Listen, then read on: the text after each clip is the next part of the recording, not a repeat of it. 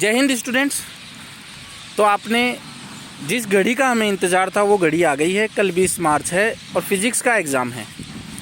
कुछ एक बातें हैं जो मैं आपको बताना चाहता हूँ, हालांकि बताई भी होंगी सभी टीचर्स ने, लेकिन कुछ एक ऐसी भी बातें हैं जो जानना ज़रूरी हैं। तो पहली बात तो ये, टाइमिंग का विशेषकर ध्यान रखें। कुछ क्वेश्चंस जो आपको अच्छे से आते हैं वो पहले करें, कुछ क्वेश्चन जो कम अच्छे से आते हैं उनको बाद में करें। अगर आप जो क्वेश्चन अच्छे से नहीं आते और उनको अगर आपने पहले ले लिया तो टाइमिंग की समस्या आ सकती है। तो पहले वही क्वेश्चन करें जो आपको अच्छे से आते हैं। दूसरी बात, डायग्राम आप नीट एंड क्लीन बनाएंगे। चाहे डायग्राम किसी टॉपिक में पूछा है या किसी क्वेश्चन में पूछा है या नहीं, अगर उस टॉपिक में डायग्राम है तो आप वो डायग्राम अच्छे से बनाएंगे।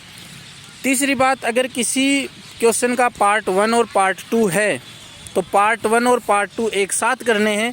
चाहे पार्ट 1 अच्छे से आए या पार्ट 2 अच्छे से आए या पार्ट 1 या पार्ट 2 में से कोई अच्छे से नहीं आए, दोनों पार्ट एक साथ होंगे तभी वो चेक होंगे। प्रेजेंटेशन बढ़िया रखेंगे तो मार्क्स भी बढ़िया आएंगे। अगर किसी पार्ट में फर्स्ट क्वेश्चन आपको आता है और सेकंड क्वेश्चन न्यूमेरिकल है तो वो न्यूमेरिकल में आप बिल्कुल अच्छे, ऐसे नहीं कि छोड़ ही दें, उसको आप फॉर्मूला लिखें, क्या क्या दिया गया है वो लिखें, थोड़ा बहुत फॉर्मूला अप्लाई भी करें। हो सकता है तुक्के में या बाय लक वो न्यूमेरिकल आपका सही हो जाए और आपको पूरे में भी नहीं तो उस क्वेश्चन का अगर 2 मार्क्स का तो 1 नंबर या 1.5 नंबर या आधा नंबर आपको मिले। तो जो 0 मिलने से तो बढ़िया है कुछ ना कुछ नंबर आपको मिले। ऐसी कुछ बातें हैं। और पेपर में एक जो है, गहरी सांस आप लेते रहें। गहरी सांस लेने का फ़ायदा ये होगा कि आपका जो ब्रेन है वो अच्छे से काम कर पाएगा। आपका जो ब्रेन है वो सेचुरेशन में नहीं जाएगा, वो आपका ब्रेन जो है वो ठंडा रहेगा। और ब्रेन का ठंडा रहना बहुत ज़्यादा ज़रूरी है। दिमाग आपके बस में रहेगा, कहने का मतलब ये है। तो आप डीप ब्रीदिंग जिसको बोलते हैं वो डीप ब्रीथिंग बार बार करते रहें। हाइपर नहीं हो, ऐसा मत करें बिल्कुल भी कि मेरे को कुछ नहीं आता है, इससे कोई फ़ायदा नहीं होने वाला है। जितना आता है उतना सबको आता है, जितना आपने किया है वो सब आपको याद आएगा, क्योंकि भूला पड़ा हुआ कभी भी भूला नहीं जाता है। हाँ, अगर आप से हाइपर हो जाएंगे तब ज़रूर पढ़ा हुआ भूल जाएंगे। इसलिए पढ़ा हुआ बिल्कुल याद रखने के लिए आपको कूल रहना है। बिल्कुल भी आपको एक्स्ट्रा ऐसे नहीं कि मैं क्या कर गया, ये क्या हो गया, ऐसा नहीं है।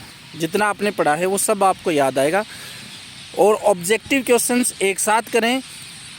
पहला क्वेश्चन आप हो सके तो एक टेबल बना लें, उस टेबल में फर्स्ट, सेकंड, थर्ड, फोर्थ, 5, 6, 7, 8, 9 लिख ले और फिर उन्हीं के अंदर ऑप्शंस फिल कर दें। तो ये कुछ एक बातें हैं आपको करनी है, अप्लाई भी करनी है। पेपर पूरा अटेम्प्ट करना है, पेपर बीच में नहीं छोड़ देना है। अगर पेपर कोई क्वेश्चन छोड़ देंगे तो 0 नंबर बन जाएगा। आधा नंबर 1 नंबर तो लाना ही है। Diagram neat and clean, deep breathing आप ज़रूर करते रहेंगे। डीप ब्रीथिंग से ब्रेन जो है वो एकदम शांत रहेगा। आई होप आपका पेपर बढ़िया होगा। और कल सबसे फास्ट सॉल्यूशन, सबसे पहले हम पेपर का सॉल्यूशन लाने का प्रयास करेंगे। तो दबाव मत करो, बाकी को नज़रअंदाज करो। और दूसरी बात ऐसा है, all the very very best.